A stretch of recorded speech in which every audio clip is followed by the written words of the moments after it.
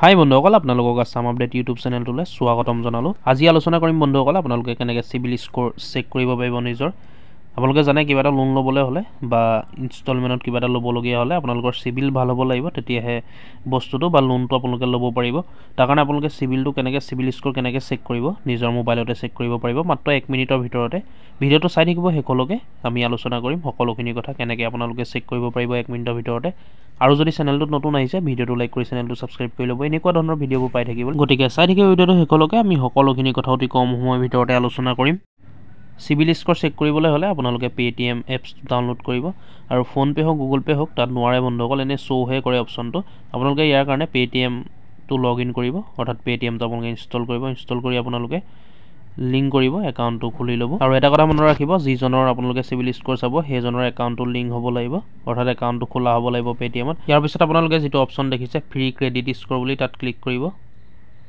Click কৰাৰ পিছত এনেকুৱা এখন পেজ অ'পেন হ'ব। ইয়াত আপোনালোকৰ নম্বৰবোৰ শ্ব' কৰি থাকিব। আপোনালোকে যদি এই দুটা নম্বৰত একাউণ্ট খোলোঁ বুলি ভাবে আপোনালোকে খুলিব পাৰে, বা আপোনালোকে যদি আগত খোলা আছে তেতিয়া ডাইৰেক্ট আপোনালোকৰ লিংক হৈ থাকিব, ডাইৰেক্ট আপোনালোকৰ নামটো ভৰাবলৈ আহিব।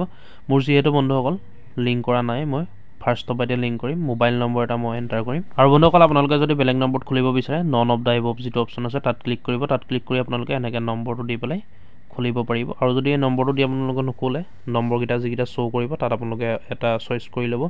এনেকৈ নম্বৰটো ইয়াত টাইপ কৰি পেলাই প্ৰচিড চিকিউৰলি অপশ্যনটোত আপোনালোকে ক্লিক কৰি দিব। ক্লিক কৰাৰ পিছত এইকেইটা এলাউ কৰি দিব, আকৌ এবাৰ। ইয়াৰ পিছত আপোনালোকে হোৱাইল ইউজিং দ্য এপ এই অপশ্যনটোত আপোনালোকে ক্লিক কৰাৰ পাছত ৰেজিষ্টাৰ মোবাইল নম্বৰটোত এটা OTP যাব। আপোনালোকে OTPটো ইয়াত ফিল কৰিব লাগিব, মানে আপোনালোকে যিটো নম্বৰত চিভিল চাব সেই নম্বৰটোত এটা OTP যাব। আপোনালোকে OTPটো ইয়াত ফিল কৰিব লাগিব, ইয়াত ধুনীয়াকৈ ফিল কৰি দিব। OTPটো ফিল কৰি আকৌ প্ৰচিড চিকিউৰলি অপশ্যনটোত ক্লিক কৰি দিব।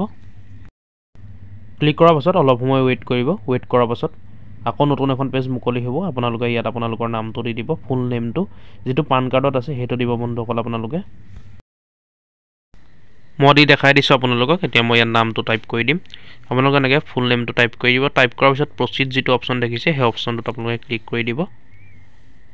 মই টাইপ কৰি লৈছোঁ। টাইপ কৰাৰ পাছত তলৰ যিটো বক্স আছে তাত আপোনালোকে ৰাইট চিনডাল ক্লিক কৰি দিব। তাত ক্লিক কৰিলে ৰাইট চিনডাল হৈ যাব যদি ক্লিক কৰা নাই। তাৰপিছত প্ৰচিড অপশ্যনটোত আপোনালোকে ক্লিক কৰিব।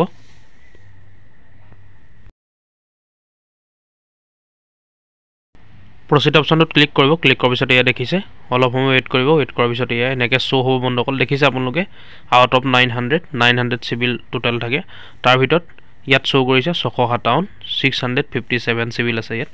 900 ভিতৰত 657 আছে। আৰু ছাইডত আপোনালোকৰ লোনটো শ্ব' কৰি থাকিব, আপোনালোকৰ কেইটা লোন আছে, কিমান দিবলগীয়া আছে। ইয়াতে এটা লোন দেখুৱাই আছে ন' ডিউজ, আৰু no' dues, as of account 2 years plus. আপোনালোকে এইখিনি এনেকৈ অতি সহজতে আপোনালোকৰ চিভিলখিনি চাব পাৰিব, কেইটা লোন চলি আছে, কিমান ধাৰ মাৰিবলৈ আছে, কিমান মাৰিলে, সকলোখিনি ইয়াত আপোনালোকৰ শ্ব' কৰিব। আৰু ইয়াতকৈ আপোনালোকে ভালকৈ চাব হ'লে বা সবিশেষ সকলোখিনি চাব হ'লে আপোনালোকে ভিউ অল যিটো অপশ্যন দেখিছে তাত ক্লিক কৰি দিব। ভিউ অল অপশ্যনটোত ক্লিক কৰাৰ পিছত সকলোখিনি ধুনীয়াকৈ আহি যাব। আপোনালোকৰ কিমান দিবলগীয়া আছে এমাউণ্টটো আহি যাব। ইয়াত দেখিছে আপোনালোকে ভিউ অল অপশ্যনটো ক্লিক কৰাৰ লগে লগে আহি গ'ল 1 এক্টিভ লোন, 11,706 ৰুপিজ দিবলৈ আছে, ন' ডিউজ লিখা আছে। এনেকৈ আপোনালোকে অতি সহজতে 1 মিনিটৰ ভিতৰতে আপোনালোকৰ চিভিলটো চেক কৰিব পাৰিব। গতিকে বন্ধুসকল ভিডিঅ'টো আজি ইমানে আছিলে। যদি আপোনালোকে চেক কৰিব বিচাৰে এনেকৈ আপোনালোকে নিজৰ মোবাইলতে অতি সহজতে চেক কৰিব পাৰিব। ভিডিঅ'টো চাই যদি ভাল পালে, আপোনালোকৰ অলপো যদি উপকাৰ হ'ল বুলি ভাবে তেনে লাইক এটা কৰিব, আৰু চেনেলটো ছাবস্ক্ৰাইব কৰি ল'ব এনেকুৱা ধৰণৰ আপডেটবোৰ পাই থাকিবলৈ। ধন্যবাদ। জয় আই অসম।